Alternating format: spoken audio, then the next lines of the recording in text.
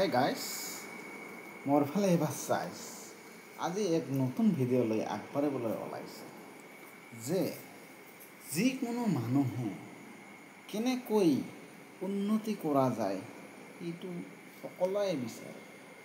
যেনে এটা বগলী চাবিচোন, নদীৰ কাষত কেনেকৈ থাকে যাতে পানাৰ চাক আহিলে তাতে যাই কেনেকৈ পৰিব পাৰোঁ এইটো চাই থাকে, কাৰণ পানাৰ চাকত মাছ আহে। তাৰ কাৰণে বগলী পানাৰ চাক লৈ ৰৈ থাকে। যেতিয়াই পানাৰ চাক আহি পৰে তেতিয়াই বগলী যাই তাতে পৰে। ঠিক তেনেদৰে মানুহে এনেদৰে ভাবিব লাগিব, ক'ত কি কৰিলে টকা পোৱা যাব। টকা পোৱা গ'লে আমাৰ চলিবলৈ সুবিধা হ'ব, নহয়নে বাৰু? কাৰণ টকাই হৈছে মানুহৰ জীৱন। টকা হ'লে চব পাৰিম।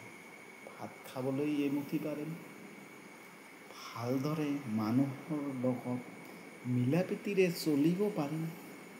টকাই হৈছে এক জীৱনৰ উন্নতিৰ উপায়। কাৰণ বহুত কষ্টৰ মাজতহে খুব মাত্ৰ অলপমানৰ কাৰণেহে আহে। কাৰণ মানুহৰ সুখ দুখ দুটা বস্তু। মানুহ চলিবলৈ হ'লে দুটা বস্তুৰে প্ৰয়োজন।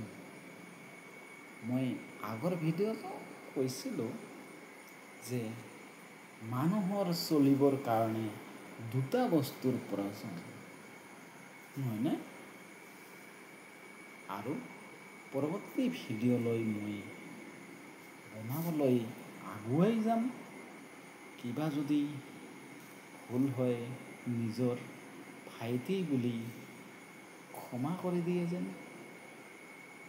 জয় আই অসম।